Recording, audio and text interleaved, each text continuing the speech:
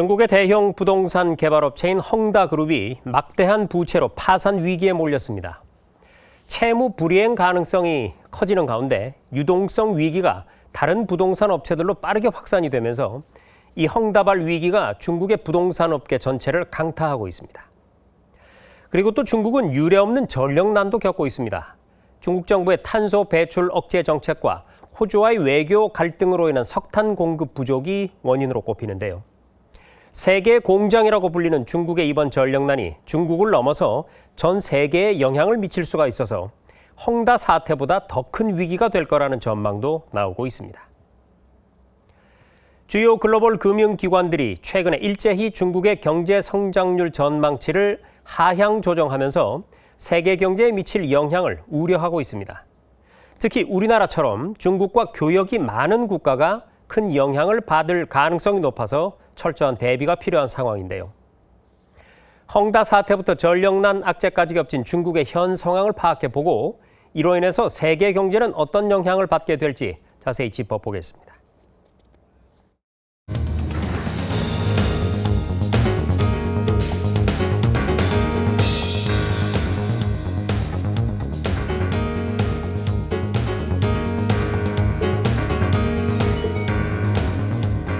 네, 저희 뉴스룸의 대외경제정책연구원 세계지역연구센터 조충재 소장 초대했습니다. 어서 오십시오. 네, 안녕하십니까. 자, 파산 위기에 놓인 중국 부동산 개발업체지 헝다그룹의 소식이 연일 전해지고 있습니다. 먼저 이 헝다그룹이 이렇게 파산 위기에 놓인 배경 뭘까요? 모두에 설명하셨습니다만 유동성 부족에 의한 파산 위기입니다. 그러니까 헝다가 지나치게 그동안 공격적인 차입 경영이 이제 문제의 발단인 것입니다. 헝다는 대규모 토지를 매입해서 주로 재개발 사업을 해서 2016년을 전후로 해서 중국 부동산업계 혜성같이 나타났는데요.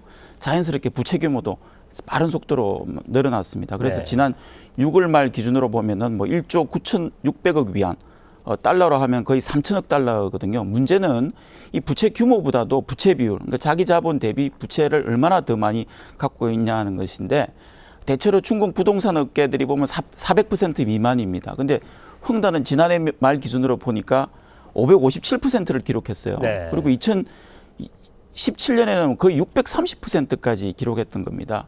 여기에다가 중국 정부가 이미 과도한 차입 경영이 부동산업계 문제라고 경고를 했거든요. 이런 경고에도 불구하고 계속 이런 차입 경영을 해왔고 특히 중국 정부는 지난해 8월에 일종의 이제 부동산 업계에 대한 어떤 그 3대 레드라인을 발표를 합니다. 그게 보면은 자산 부채 비율이라든지 순부채 비율이라든지 현금 부채 대비 100% 이상의 현금을 갖고 있어야 된다. 이런 규정이 있는데 헝다는 당연히 이것을 지킬 수 없었죠. 그래 되니까 신규 대출은 물론이고 채권 발행까지 막힌 상황이고 그러니까 눈을 돌린 것이 해외입니다. 그래서 해외 채권 발행을 했고 특히 지금 개발하고 있는 어떤 부동산 상품들을 단기 금융 상품화해서 자본 조달을 했고 이게 이제 결국은 유동성 악화 위기에 맞아서 지금 파산 위기를 맞이한 것입니다. 네. 그렇군요.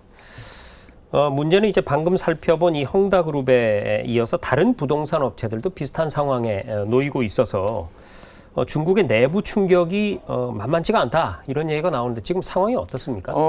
이 헝다만 보더라도 지난 9월에 파산 위기는 가까스로 넘겼습니다만 올해 말까지만 하더라도 거의 8억 달러 이상의 이자를 갚아야 되는 문제가 있고 앞으로 2년 동안 거의 한 190억 달러 정도 채권이 계속 만기가 도래하고 있습니다. 그래서 문제가 해결된 것이 아니죠. 문제는 다행스러운 거는 이 헝다의 그 채무가 크기는 하지만 중국 전체 시스템의 문제로 확산될 가능성은 크지 않은 것 같습니다. 일단 헝다 사태가 났지만 단계적인 어떤 교란이 있었습니다만 중국의 금융시장이 비교적 안정적인 상태로 보여져 있고 지금 상황까지는 보면은 중국 전체 시스템보다는 약간 개별 기업 이슈로 지금 간주되고 있고요. 과거 그 리만 사태처럼 위기가 더 확대될 것이다. 이런 어떤 보도도 있고 하지만 지금 헝다가 사태 때문에 노출된 어떤 그 부채 규모를 보면은 규모 자체는 크지만은 중국 전체 대출 시장에서 차지하는 비중이 1%가 안 됩니다. 약 0.6%거든요. 그래서 이게 금융 시스템 전체로 파급될 가능성은 아직 낮다. 이제 문제는 흥다가 이미 선분양했거나 지금도 개발적인 프로젝트가 약 한 1,300여 개가 있거든요. 그래서 이것들이 제대로 순조롭게 진행이 되지 않으면은 지금 이제 여러 가지 문제가 되죠. 하청업체가 파산되거나 대량 실업이 생기거나 뭐 분양 실패에 따른 사회적 혼란 문제가 생깁니다. 이런 것들이 우려가 되고 또 실제로 아까 대출 규제 때문에 지금 이번 9월까지만 280여 개의 부동산 업계가 이미 파산이 된 상태입니다. 네. 그래서 여러 가지 문제가 있지만 지금까지 보면은 결국 중국이 통제 가능한 수준 내에서 부동산 업계의 건전화를 나름대로 유도를 하고 있다. 지금까지는 그렇게 파악할 수 있습니다. 네. 다행스러운 얘기긴 한데 세계인들에게는 사실 그 리만 브라더스의 트라우마가 아주 깊이 남아 있기 때문에 더욱 더 크게 느껴지는 거죠. 그런 것 같습니다.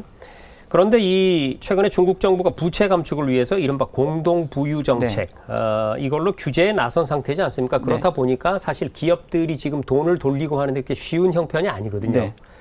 앞으로 중국 정부가 어떤 조치를 취해 나갈지 주목이 되는데 어떻습니까? 네, 흥다 사태뿐만 아니라 조금 전에 말씀하신 공동 부유 정책 이런 것들이 나오면서 또 다른 이제 중국의 다른 리스크로 이렇게 지금 되어 있는 상황인데 이 공동 부유 정책의 대내적인 배경은 이 중국이 그동안 빠른 속도의 경제 발전을 해왔는데 이런 어떤 경제 발전 목표 자체를 지금 바꾸고 있는 상황입니다. 뭐 지금까지 전면적인 어떤 샤오캉 사회를 구축을 했다면 앞으로는 이 공동 부유를 하나의 가장 중요한 어떤 정책 방향으로 잡고 있거든요. 그러니까 생산과 소비, 고용은 물론이고 교육 뭐 이런 사회적인 측면까지 발생할 수 있는 양극화 문제를 적극적으로 이제 해결하겠다는 겁니다. 또 다른 배경은 미국이 이 중국 견제에 대해서 적극적으로 대응하는 차원입니다. 하웨이 제재 같이 미국은 중국의 첨단 기술 발전을 이미 견제를 하고 있지 않습니까? 이런 상황에서 중국 정부는 이 정책 자금은 물론이고 민간 자금도 가급적이면 중국의 장기적인 경제 발전이나 첨단 기술이 개발되는 쪽으로 몰리기를 원합니다. 네. 다시 말씀드리면은 부동산이라든지 과도하게 플랫폼 산업에만 자금이 집중되는 것을 막고 싶은 것이죠. 이런 대내외적인 어떤 복합 요인 때문에 지금 이런 문제가 발생하고 있고 이런 규제 리스크는 예단하기는 어렵습니다. 어떤 식으로 어떤 방향으로 될지는. 하지만 이런 규제 리스크가 상당 기간 지속될 수밖에 없다. 이렇게는 전망할 수 있습니다. 그렇군요. 그러니까 급속한 성장 위주에서 이제 분배 쪽으로 네, 중국 그렇습니다. 정부가 시각을 돌리고 있다는 얘기인데 네. 뭐 이 홍다그룹 사태 같은 건으로 인해서 그 기조 자체를 또 돌릴 수는 없는 거 아니겠습니까? 그렇습니다. 네. 자, 그러면 이어서 중국의 또 하나의 위기, 어쩌면 더 큰 위기라고 사람들이 지금 진단을 하고 있는 전력난을 살펴볼까요? 지금 중국의 전력난은 그 파장이 홍다 사태 정도를 훨씬 넘어설 것이다 이런 우려가 제기되고 있는데 전력난이 왜 발생을 했고 지금 상황이 어느 정도입니까? 이 파급 효과가 아주 컸죠. 뭐 약 31개 성시가 있는데 20개 이상의 성시가 전력이 차단되거나 제한됐거든요. 네. 뭐 산업용 전력은 물론이고 보도도 많이 됐습니다만 민간 기업이나 일반 그 시중의 가로등마저 다 꺼진 상황이기 때문에 중국 전체가 상당히 올스톱된 상태. 그렇습니다. 네. 그래서 여기에 내용을 보면은 시장 요인하고 정책 요인이 복합적으로 섞여 있는데 우선은 이 전력 수급 자체가 불균형적으로 지금 되어 있는 상황입니다. 당장 그 지금 최근에 뭐 9월 중국의 수출도 보면 약 전년 동기 대비 30% 이상 성장을 했어요. 그래서 수출이나 제조업 경기는 빠른 속도로 개선되고 있죠. 그다음에 지난 여름에 뭐 고온 때문에 전력 수요는 많이 커져 있는데 그러려면은 전력 공급이 따라야 되는데요. 이 중국의 전력 공급이 60%가 석탄 화력 발전에서 나옵니다. 네. 그러니까 석탄 공급이 충분히 돼야지 탄력적으로 전력 공급을 해내는데 여기서 이제 정책적인 문제가 생겨버리는 게 있습니다. 일단 중국이 석탄 산업이 대표적으로 공급이 그동안에 과잉됐던 산업입니다. 그래서 네. 중국 정부가 공급 과잉을 이제 줄여오는 어떤 상황이었고요. 또 잘 아시다시피 요즘 세계적으로 저탄소 정책이 지금 시행되고 있지 않습니까? 네. 이런 차원에서 이 석탄 공급 업체들의 그 공급 능력을 더 줄여난 상황이거든요. 여기다가 외교적 마찰 때문에 이제 호주산 같은 그 석탄 수입마저 제대로 안 되니까 석탄 공급이 가격이 너무 치솟았고 너무 치솟으니까 중국의 화력 발전 기업들은 이 재무 구조, 수익 구조 때문에 가동을 50%밖에 못한 게 지금의 문제입니다. 지금 중국 정부는 이제 수입을 늘리고요.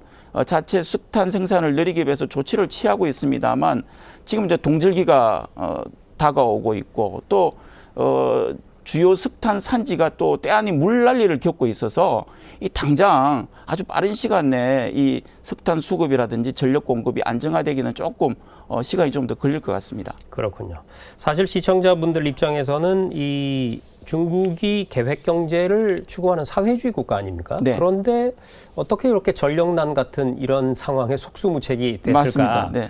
그런 궁금증도 있었는데 이제 교수님 설명을 들어보니까 소장님 설명 들어보니까 이 전 세계적으로 저탄소 드라이브가 추진이 되고 있고 그런데 중국 같은 입장에서는 예를 들어서 미국과 경쟁하면서 G2 국가의 일원이다 우리는. 네, 네. 그래서 이 선도국으로서의 위신 같은 게 있지 않겠습니까? 네, 그렇습니다. 그래서 네. 거기에 준비가 안 된 상태에서 네. 급하게 따라가다 보니까 이런 상황이 발생했다 이렇게 볼 수가 있겠네요. 그렇죠. 복합적인 상황이 지금 동시에 네. 몰리니까 이런 어떤 단기적이지만은 앞으로도 좀 예단할 수 없는 공급난, 석탄 공급에 문제가 생겨버린 겁니다. 네. 자, 문제는 이제 중국이 별명이 세계 공장이지 않습니까? 네. 이 얘기인즉슨 OEM 방식이나 이런 방식을 통해서 중국에서 찍어내는 전 세계로 가는 물건들이 굉장히 많다는 그렇습니다. 얘기인데요. 네. 중국이 에너지 위기를 맞게 되면 글로벌 공급망이 혼란에 빠지게 될 것이고 그렇게 되면은 전 세계적으로 이 물건이 부족한 상태. 맞습니다. 네. 따라서 물가 상승 네. 뭐 이런 현상이 발생할 수 있다 이런 우려인데 어떻게 보세요? 네, 조금 전에 말씀하셨듯이 전력난 때문에 또 다른 공급난 때문에 수출 양 자체가 줄 수가 있고요. 네. 또 생산 코스트 자체가 또 올라갈 수 있습니다. 네. 뭐 이런 것들이 되면은 수출 가격이 또 올라가지 않습니까? 이런 것들은 조금 전에 말씀하셨듯이 우리나라가 대표적이지만 대부분 나라들이 중국에 과도하게 중간재라든지 최종재를 의존하고 있거든요. 그렇죠. 당연히 직접적인 타격을 줄 수밖에 없습니다. 그래서 최근에 블룸버그도 뭐 아이폰은 물론이고요, 뭐 골판지, 우유까지 전 세계 모든 기업, 국가, 개인까지도 지금 타격을 줄 수밖에 없다. 이게 실제적인 공급 구조상으로 그렇게 되어 있는 거거든요. 거기에다가 지금 중국의 그 주요 글로벌 업체들, 자동차나 뭐 반도체 업체들이 많이 몰려 있는 광동성이나 장수성에도 지금 이번에 전력 제한 사태가 있었거든요. 그러니까 전 세계 공급이 문제가 있을 것이다. 이게 당연히 이제 예측이 되는 겁니다.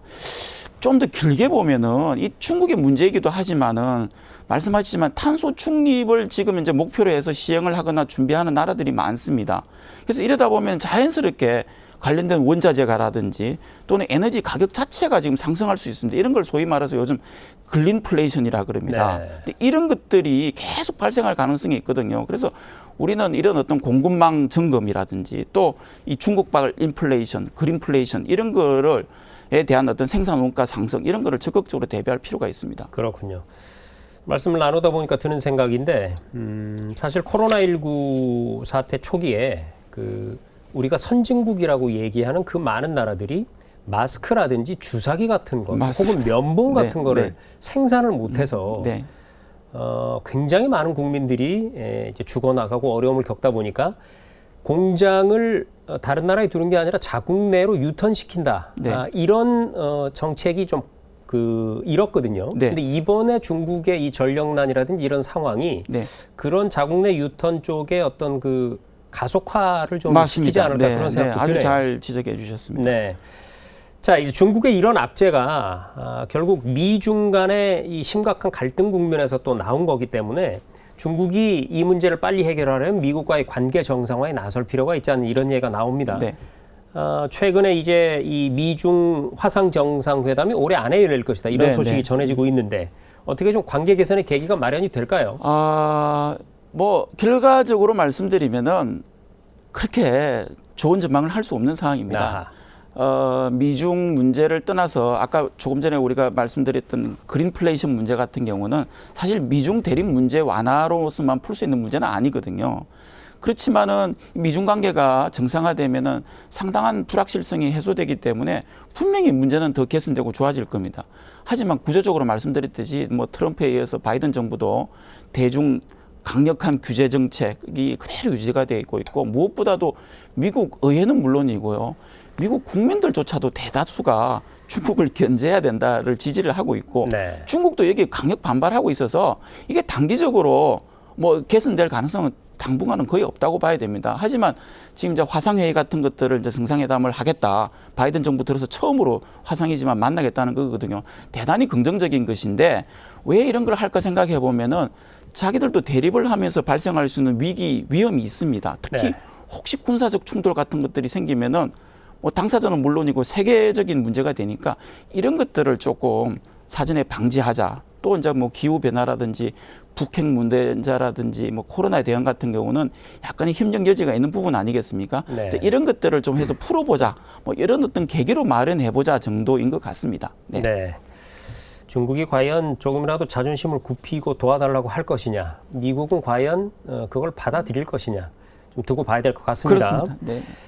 자, 문제는 이런 중국발 위기 상황, 중국발 리스크가 중국 의존도가 경제 쪽에 있어서 굉장히 높은 우리나라에 어떤 영향을 미칠까 이 점인데 앞으로 우리 어떻게 대처를 해 나가야 될지 마무리 말씀부터. 네, 뭐 쉽게 얘기는 할 수 있습니다만 우리가 알 수 있는 사실도 한 번 더 인식하고 이제 행동으로 옮기는 게 중요한 거죠. 그러니까 중국발 어떤 공급난, 전력난, 그로 인한 인플레, 그다음 아까 공동부유 정책으로의 정책 전환에 대한 규제 리스크, 그다음 또 미중 대립에 따라서 발생할 수 있는 어떤 리스크, 또 기후 변화, 그에 따른 뭐 원가 상승의 리스크, 그린 인플레이션 이런 것들이 애견돼 있습니다. 그러니까 네.